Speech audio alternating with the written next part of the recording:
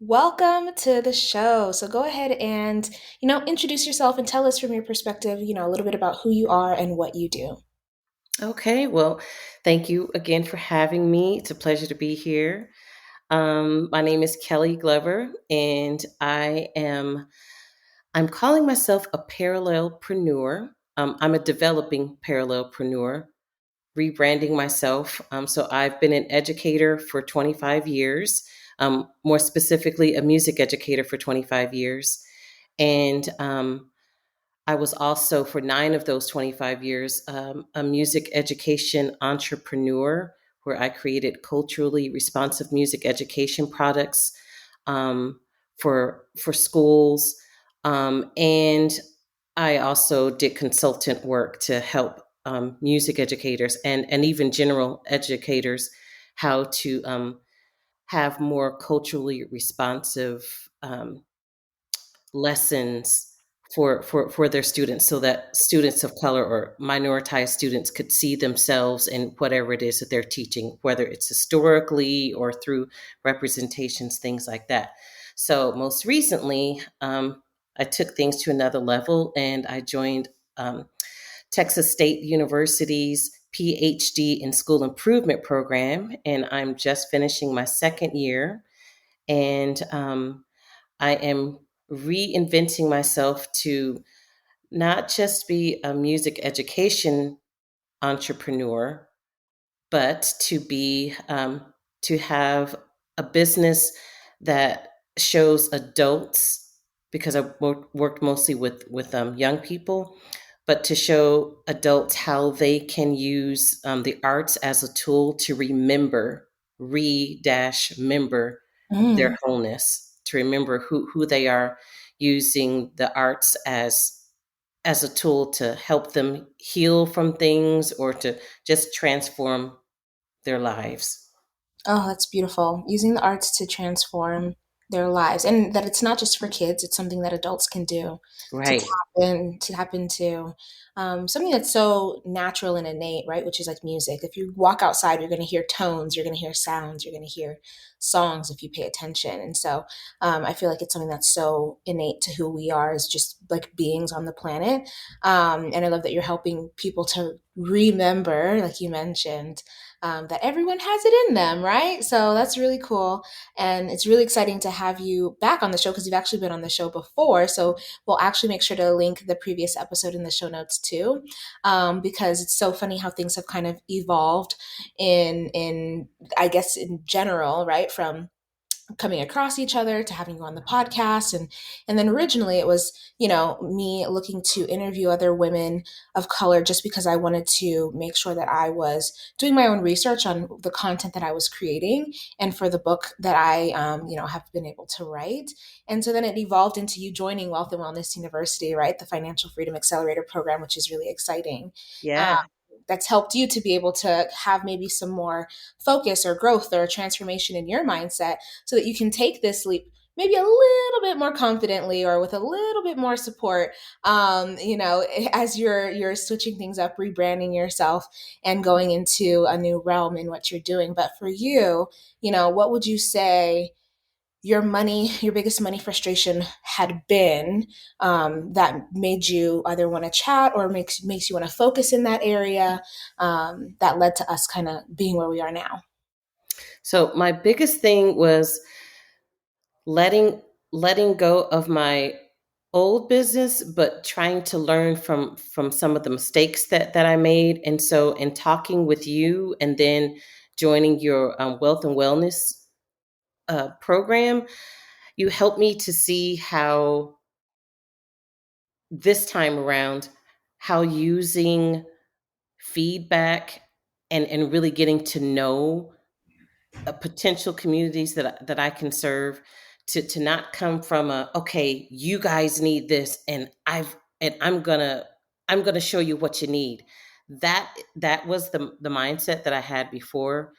But from being in your program, you've helped me to see, okay, if there's a need, you really need to be sure that there really is a need, or to find out, to dig deeper into, okay, what exactly can you offer? Like, how does an interaction with you make them feel? Like what is it doing for them?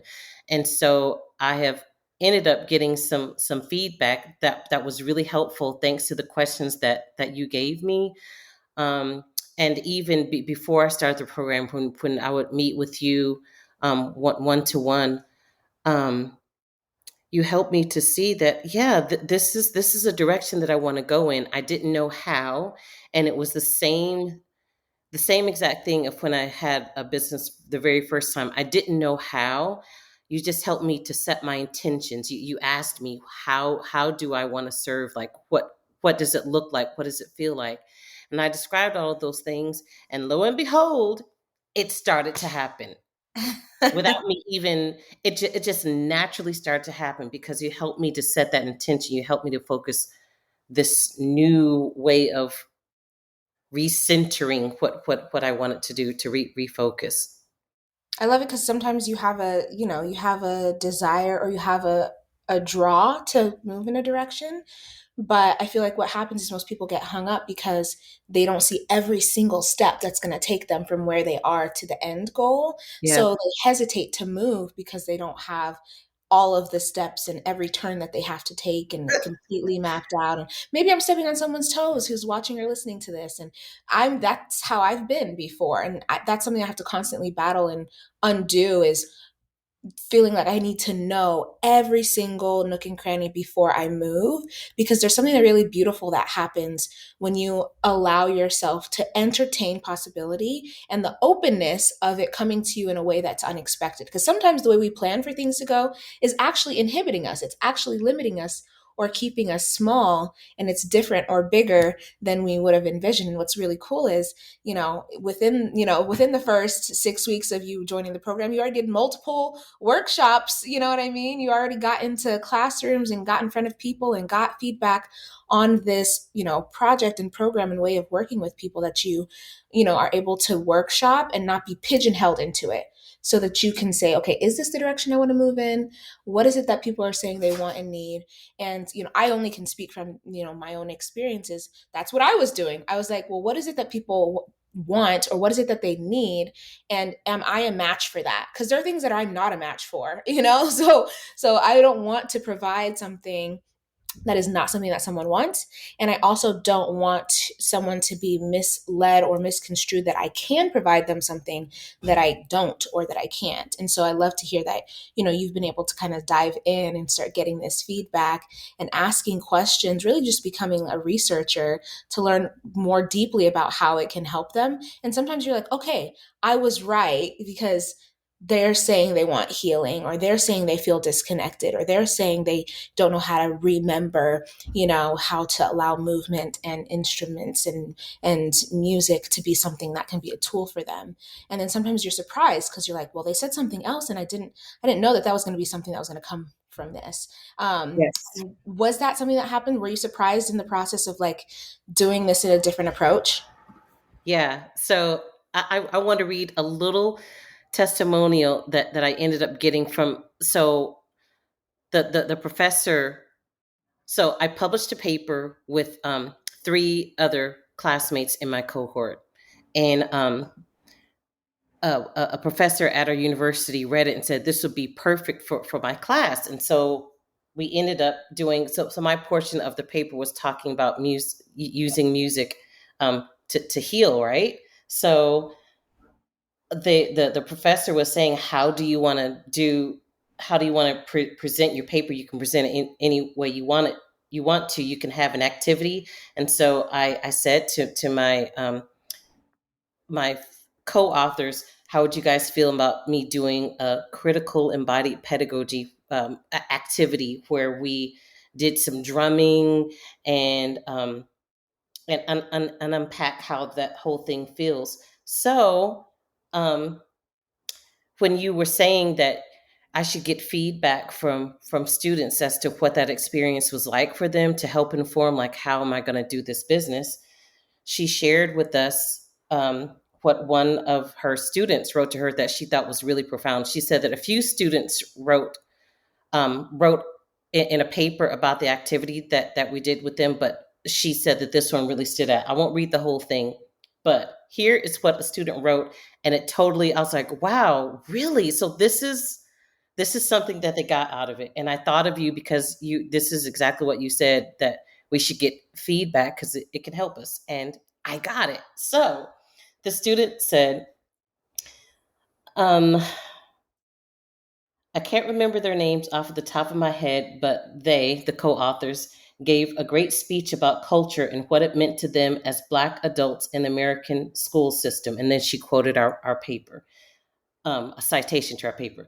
Then she said, then that led to a group performance, for lack of a better word, where everybody in the room had an inherently African or Afro Latino instrument and followed the lead of our guest speaker. So I had like 38 instruments in a big circle after each person presented their parts of the paper.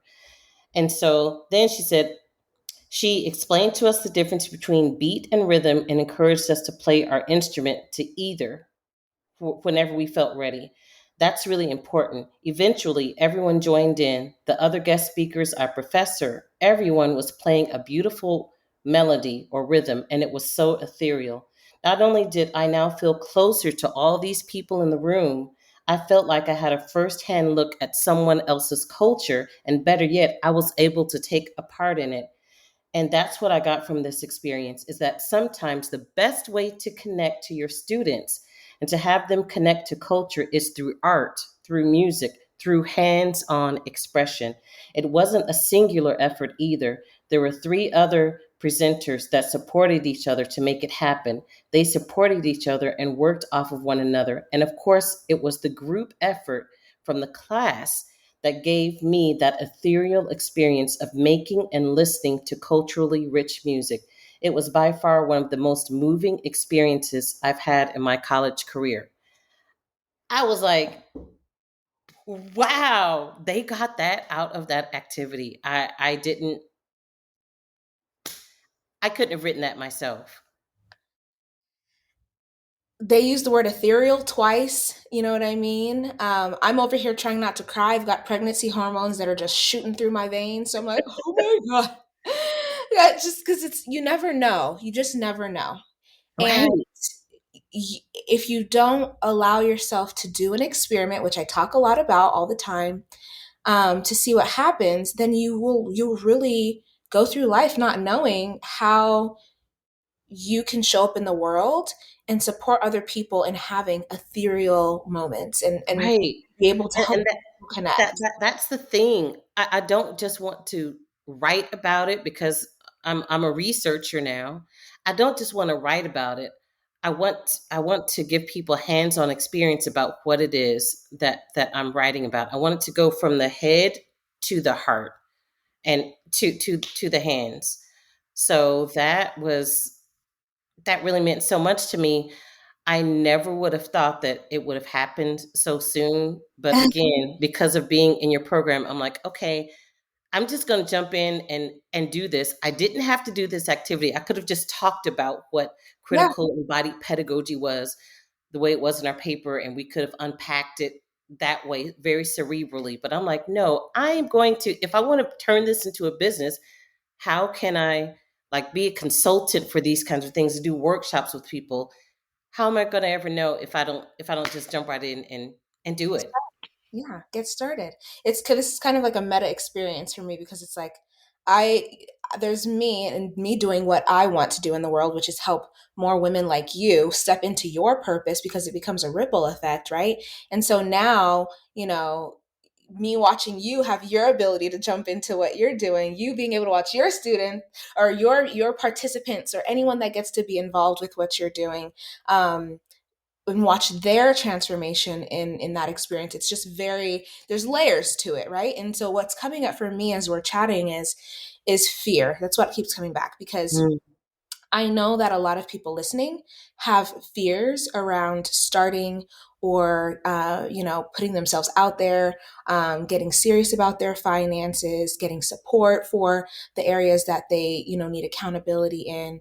And so I know for me personally that fear has a tendency to come up when it has to do with the things that I really care about. So because I'm invested and I want it to do well, right? Right. Because I wanted your class, your cohort, or my founding members to do really well, it was a fearful thing to think about executing.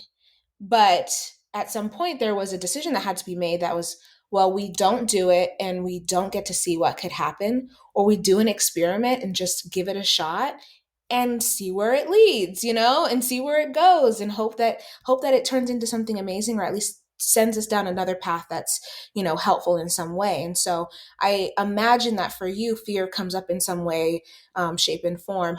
Did you have any fear in like beginning to put yourself out there, or with starting a business, or focusing on your finances? Like, what fears, if any, came up for you? The first fear, it's because I'm a perfectionist and I'm always going to be afraid. Uh, I always have this voice in the back of my head that says, "Okay, you're not ready yet.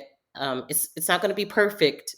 So wait until everything is in line and you have everything figured out. Wait until you have that certain amount in the bank account so that you can get this thing started right."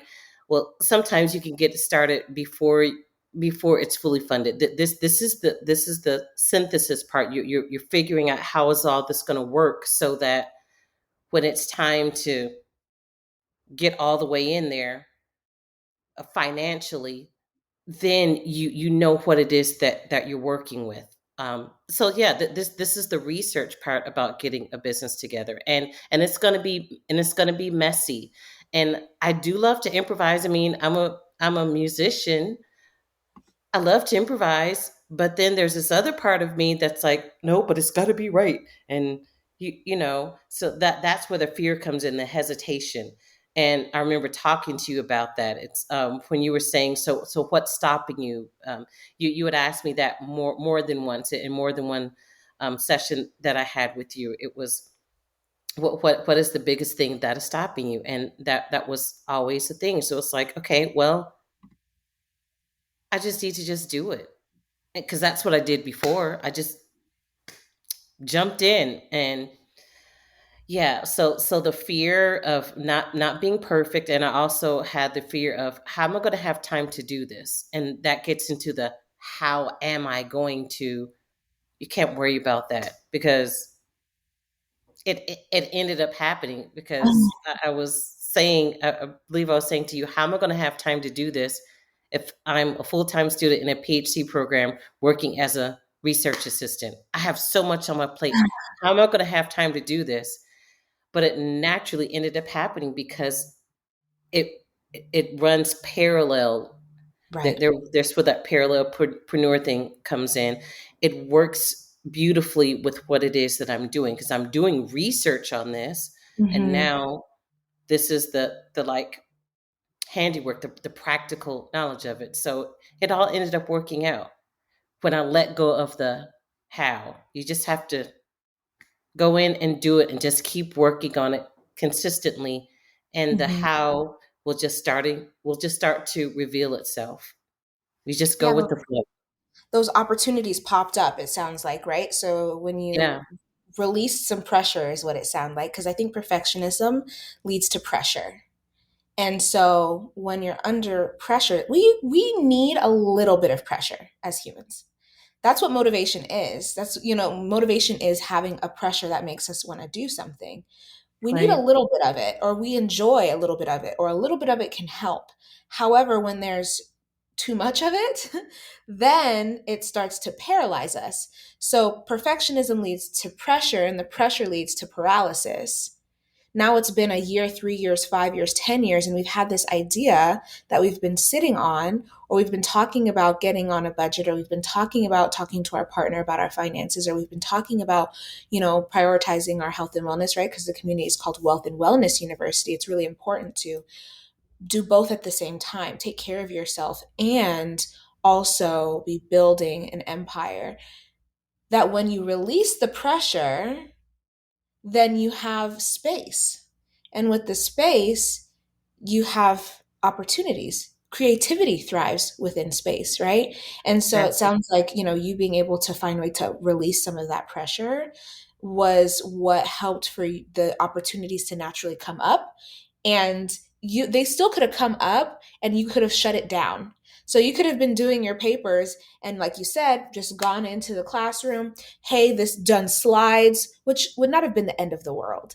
You could have shown a video or something, right? But you wouldn't have had the ability to be creative as you were, to say, well, what if, and that's like my favorite question, right? What if we take instruments into the classroom? And what if we don't just take one? What if we take 38 instruments into the classroom and Yes. see, and see what happens? Let's do this experiment together, and see what comes of it. And I think that the ability to operate from that what if place is really where like the magic happens. Um, Yes. for you, what would you say? Because if we're talking about fear, which a lot of people either have a fear of judgment or a fear of failure, fear of success, fear of rejection or not being perfect, right? Um, you were able to kind of figure out how to get past that fear. But if someone is, listening or watching and they see that they have the fear, they know they have something they want to do or focus on, but they're at a stuck point, what would you say to them would help to like play with to see if they could get past it? One of the biggest things that helps me is to surround myself with other people. To don't Do not try to do everything by yourself. Do not try to be the superhero. Oh, I'm gonna, this is my thing, I'm gonna do it. But when you surround yourself with other people, and it may not be even totally related to what it is that you're doing, but if you're surrounding yourself with other people who are willing to take a, a chance to look stupid and to just be perfectly imperfect, then it gives you the courage to make mistakes and put yourself out there and make yourself vulnerable by just surrounding yourself with other like-minded people who are just willing to just be vulnerable and just take a chance. Mhm. um yeah, being around like-minded people can help you to really get unstuck. But if you're constantly surrounding yourself with people who are stuck in the past with other stuck people, guess what? You're going to stay stuck. Hmm. You know, I think about, because I used to work one to one with people. And while that was really fun and great, what I recognized that there were so many like common denominators between the things that I was hearing. I was hearing a lot of women feel like they well, had to do a lot alone. I felt like, I was hearing a lot of women saying that they didn't have the confidence to kind of get past that stuck point and the fear that was getting in their way. A lot of women were saying that they were dealing with perfectionism and imposter syndrome and things like that.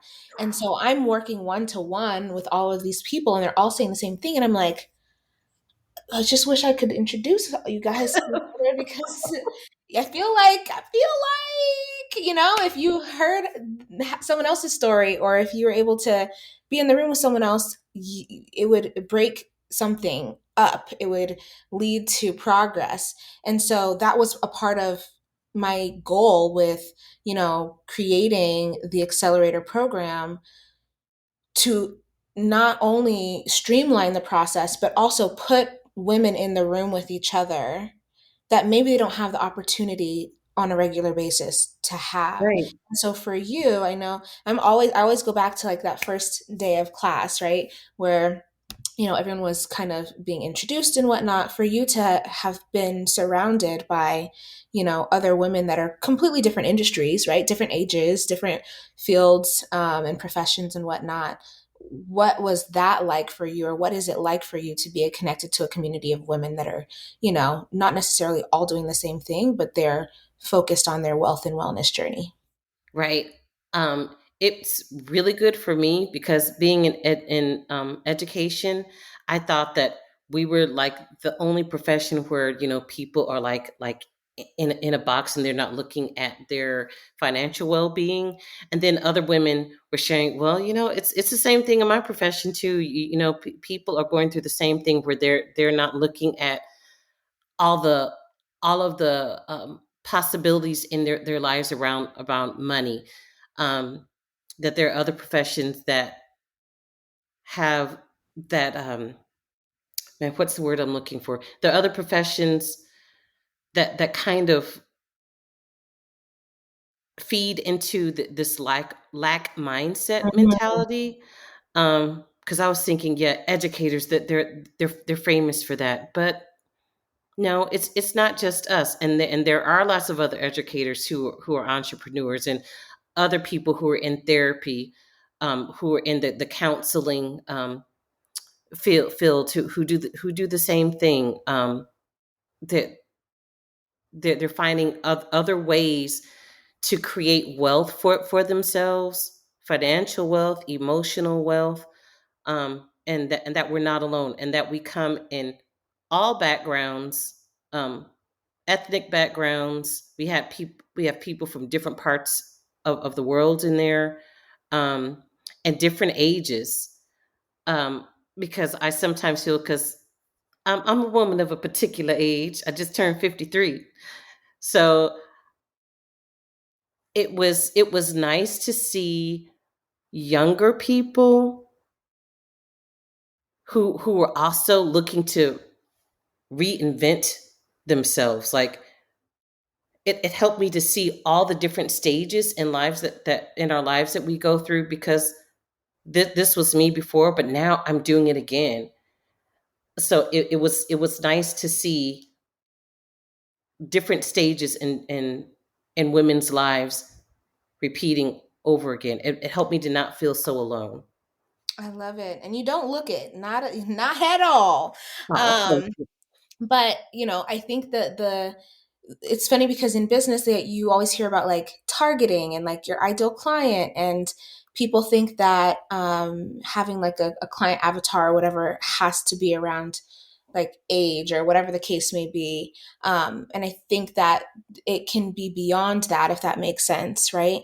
Because how can we then close gaps between people that are in different places in their lives? And how can there also be commonality between people that are at different places in their lives, right? So some people in the program are married with kids, some people have kids and no marriage, some people are single, some people are younger, some people are older. But all the common kind of denominator, all of the ladies in the program want to be able to create financial freedom so that they can not only take care of themselves and their family, but so that they can also create an impact in the world beyond themselves. And to Right. me, it's hard to do that until you stabilize yourself. So you have to get your own situation, you know, on some kind of solid ground before you seek to go out and give and outpour into the world. And what I think happens, one of the things that keeps coming up from all the interviews that I had done was that a lot of people have a tendency, or a lot of women have a tendency to give regardless of having. So it's like, oh, well, I'm always giving people and my time, money, energy, and all of that, which is wonderful. It's a superpower. However, if you never stabilize and get yourself to a certain place, you're always going to be giving into empty, if that makes sense. Yeah. Give and drop down to empty, and then that's when you're going to burn out. That's when you're going to hit an issue or a tough spot or whatever. But if you're able to stabilize yourself and create a foundation that you can then be giving from your overflow, when you give, you don't give to empty anymore. You're giving and you still have an abundance of energy and time and money to be able to give even more and further. And so it's easier said than done in a lot of ways, right? Things don't necessarily like transform overnight, but those are some of the things that I think come up, and why I stay so inspired by doing this work is because it's kind of like I created the thing that I wish I had. So I was, kind of doing things, and I'm just like la la la, kind of like in my own world doing stuff. But it would have been really nice to have had a community of women like me, that I could share information with, or I could hear stories of, or that were, interested in being able to give back, but not do it from a place of scarcity. And so it's like the program also supports me in being accountable and continuing to do this work, because I'm like, I need to show up for y'all. I still get nervous every single time. So before this, I'm like, oh God, I hope it goes well. Like, like hopefully this is going to help someone. Hopefully this is worthwhile. I literally every single time there's a coaching call, a session, a podcast episode, anytime that I have to show up, it's nerve wracking, but it's because I'm invested and I care about the outcome and I want it to be valuable and serve. I could allow myself not to show up, Or I could say, well, let me show up, and if I pass out on camera, then I guess that's what's gonna have to happen. But outside of that, it usually always goes well. It's usually Right. always a good time. Like it's usually always progressive in some way, shape, and form. And so I just, applaud you for showing up for yourself and for putting yourself out there to do these experiments. Because I'm sure maybe you weren't nervous when you went, to do your presentations, but I'm Well, I sure was. I'm sure, you're like, okay, maybe these students are gonna think I'm crazy, or they're not gonna want to do it. Like, it's, Yeah, because they weren't. It was. I usually do this with music students. I mean, I've done this before with young people, my music students. I've done it some with adults, but I never did it with an undergraduate class of education majors. Like when they walk into the room and see all of these instruments, they're gonna freak out, and they did. There were people that were scooting back from the seats, like I had conga drums and all kinds of stuff, and some people would like come in, sit down, and then move back from the instrument, and we talked about that. We me and the other presenters were talking about, and this is how your students will feel on the first day of class or right before an exam. Think about what that feels like, mm, and what emotions and things came up for you when you walked into something that was mm. completely unfamiliar to you.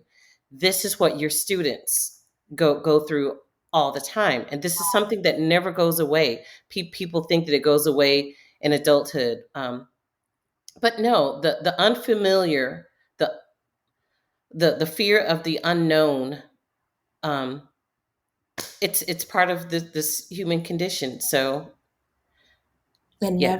It never leaves you. I can No. Some people will say, oh, after you get practice or do things so many times, something that, nope, I still to this day, I've been doing this for like 10 years now, still to this day, because this is unknown. I don't know what this particular experience is going to hold or have in store. And I think maybe it's also just like a mix of excitement and fear that come together. But I think when you're facilitated through it, it can be really magical. So just the way that you facilitated them through that experience Yeah. was a transformational one, as opposed to if it wasn't handled well, and if they don't handle those experiences or environments well with their students, then it can be something that turns into a not so fun experience for somebody. Which is a whole another slew of things. But how amazing is it to just be able to play? And I think that's a lot about what you it sounds a little bit like what you do is you help adults to play, because Yes. we get so serious, right? Not just play instruments, but to just play and take Yeah. ourselves a little less seriously, and ease up. Yes. Especially when it comes to being a professional and things like that. But like there's space for play as an adult. And Exactly. that's what I guess also want to foster in women, is the ability to play. And so how is it that you can play with the idea of starting this business, in a way that is detached from an outcome? That it's like, well, it has to go like this, or this is what my expectation is. And if it doesn't go like this, then it means I'm a failure, or whatever the case Yeah. may be. Um, but playing in your process of progressing and evolving is what makes it interesting, is what leads to more creative problem solving, ideas and options. But I think it's easy to get stuck in our heads. Yes. And having a community, like you mentioned, helps to help get you unstuck and out of the quicksand. Because you also said, well, you could be in a community, but you could be a community of people that are all in the quicksand together. So if everybody is stuck, how are we supposed to get out? If we're all trying to climb on top of each other to get out of quicksand, we're going to sink faster. And so I guess the next kind of line of questioning really comes down to the importance of, or if you believe the importance of, finding a way to prioritize yourself, invest in yourself, so that you have the right communities. Like, what would you say to that? Because I feel like it's also challenging, I'll say, for sometimes women to prioritize themselves and invest in themselves in particular ways. Hmm. So can you speak to that? Yeah. Oh.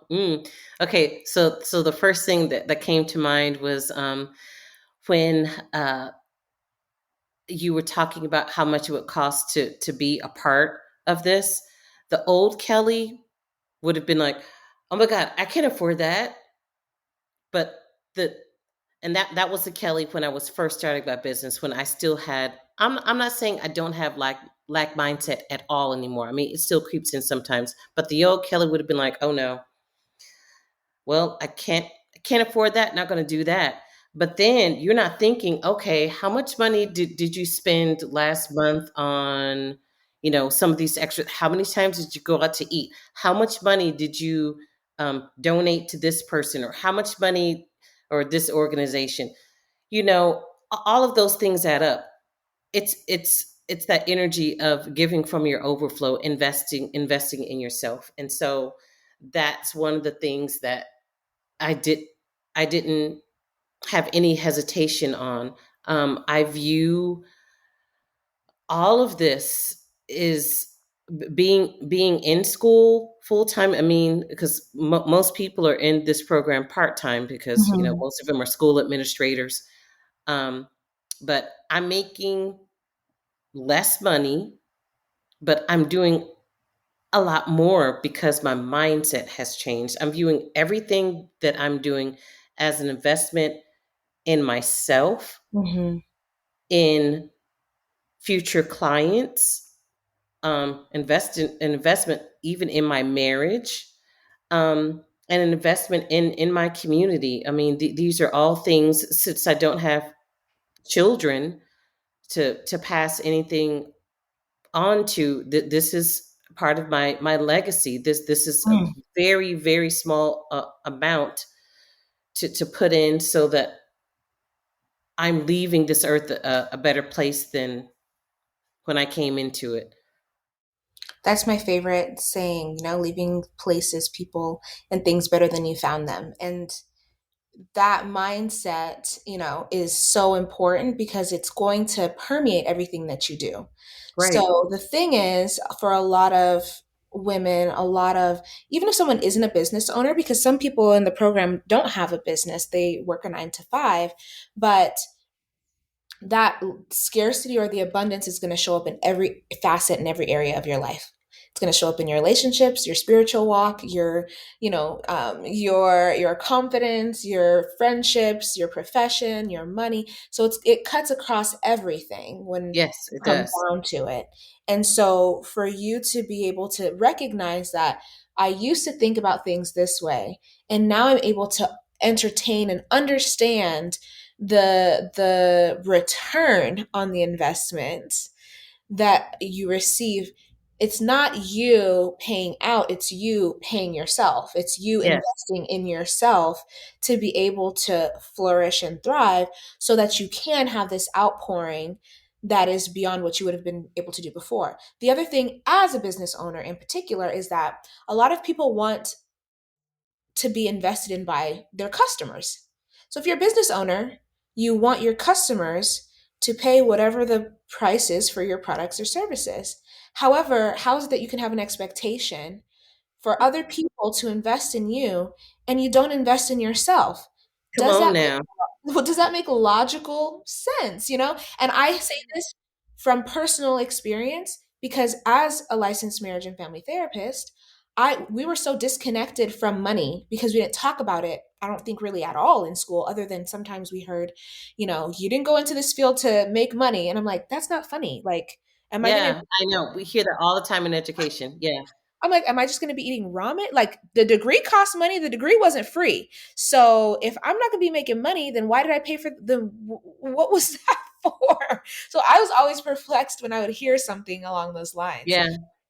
But, for me, I'm like, we were so disconnected from money. We didn't know that we knew that it was therapy was valuable, but we didn't know that like we I don't, unless you had a business degree or something like that, I didn't know how much my clients were actually investing in therapy services until I started my other business and I was getting more money savvy as a business owner. And I was like, wait, my therapy clients are investing thousands of dollars a year to have support for their mental and emotional well-being?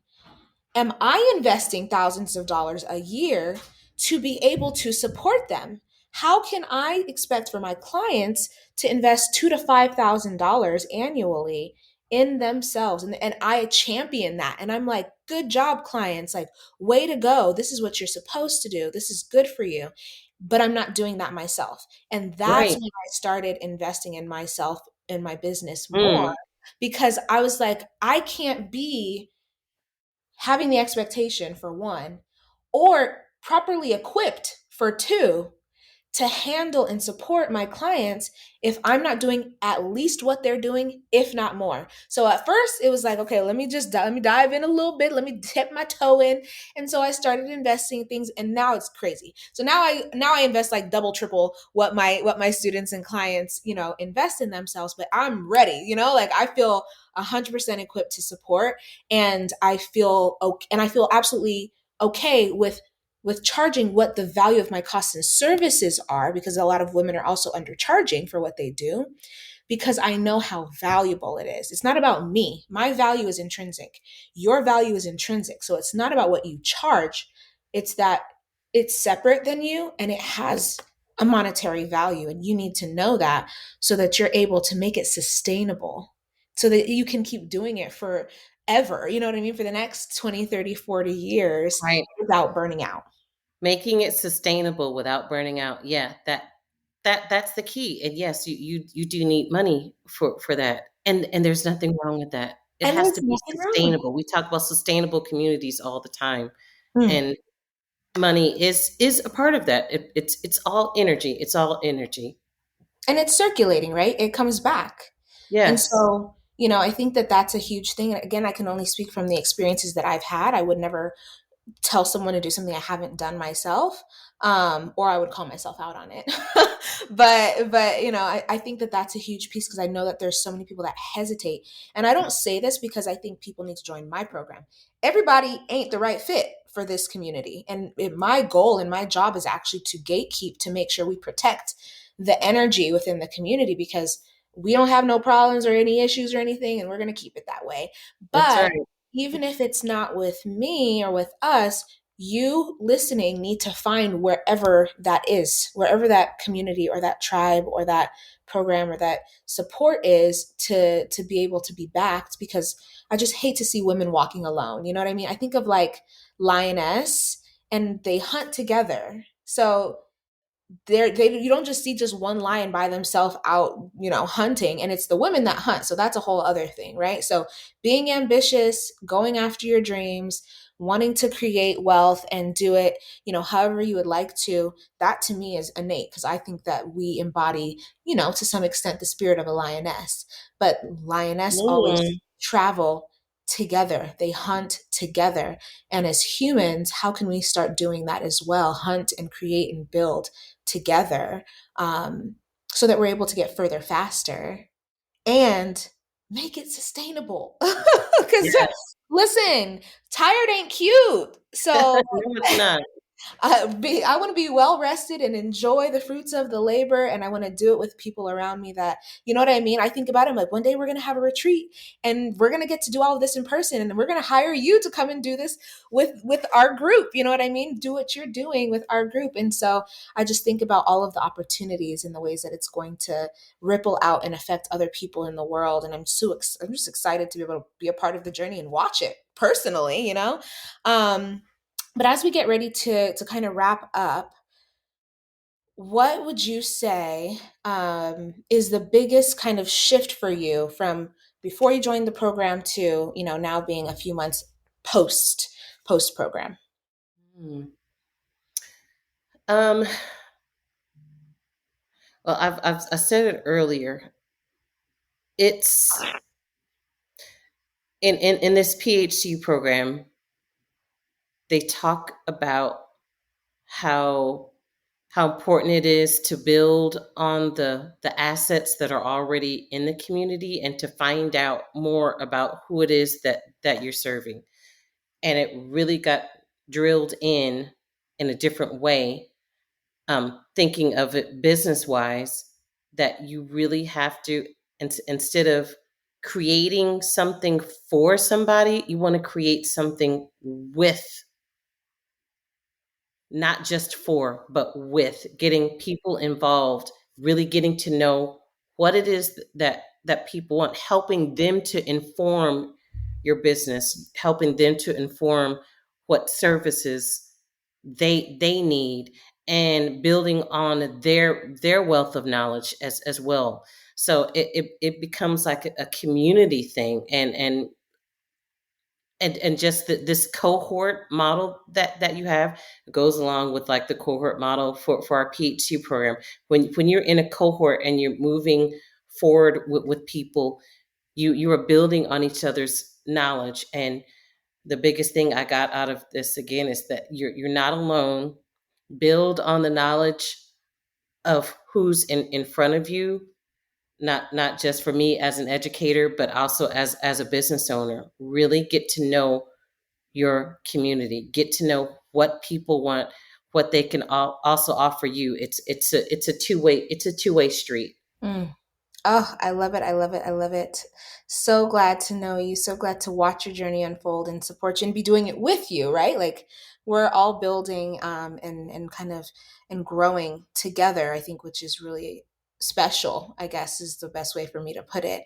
If anyone wants to learn more about what you got going on, where to find you, how to keep up, they want to hire you, okay, go ahead and slide into her DMs or her email, get in contact with her if you have a program that could benefit, or if you have a corporate gig that could benefit, or a company, a business, or a classroom, or whatever a party, or who knows what, like a group of friends that could benefit from this process. Then feel free to reach out and have that conversation. But where can they stay in contact with you? Oh, they can email me at well, I'll use my personal email. That's youbetterdream@gmail.com, and that's spelled with the letter UBETTERDREAM @gmail.com. I'm also on Twitter and Instagram at Kelley Glover, KELLEY Glover. On Instagram, I believe it's Kelley T Glover. And if you want to look up any of my work as a now published scholar, I am also on Google Scholar, and my contact information is on Google Scholar and on academia.edu, KELLEYT as in Trammell, that's my middle name, Glover. I love it. All the information will be linked in the show notes for y'all to be able to stay connected and learn more. Again, like I mentioned, it's an absolute pleasure to be able to just watch and be a witness and support you in this process, and also to be able to learn from you and what you're doing, right? And so it also reinforces some of the things that I'm saying. I'm like, ooh, I have to make sure I'm doing that thing too. So thanks for your accountability in executing the things that we talk about, because it keeps me honest. But for those listening, if there was one last kind of word of advice as far as a woman that's on the fence and she wants to either focus on her finances, she has an idea she's working on, but doesn't know where to begin, or, like she's on the fence, or maybe it's you speaking to an earlier version of yourself, what would you say to her? I would say don't wait until all lights are green. Mm, mm. Don't wait until all lights are green. Not everything has to be perfect. I'm going to go back to my old saying that said before: trust, flow, let it go. You are not alone. Co-create with God, co-create with like-minded people, and just do it. Doesn't have to be perfect. You don't have to know how. That's not important. The details aren't important. Just start. Just start. Wow. Trust, flow, and Let let it it go. go. That's the best way to put it. We can't end it any better than that. I mean, goodness gracious. Well, I appreciate you. Again, we will be supporting you, cheering you on, and definitely continuing to showcase everything that you've got going on and that you're doing. And everyone listening, make sure if you haven't, taken notes the first time around, you might need to go back, rewind, listen to it again, and take notes the second time around to help you out. But hopefully, you actually execute on some of the things that you heard today to help you progress and move forward and create that ripple effect in your own life. We're cheering you on, and we will talk to you next time, Gems.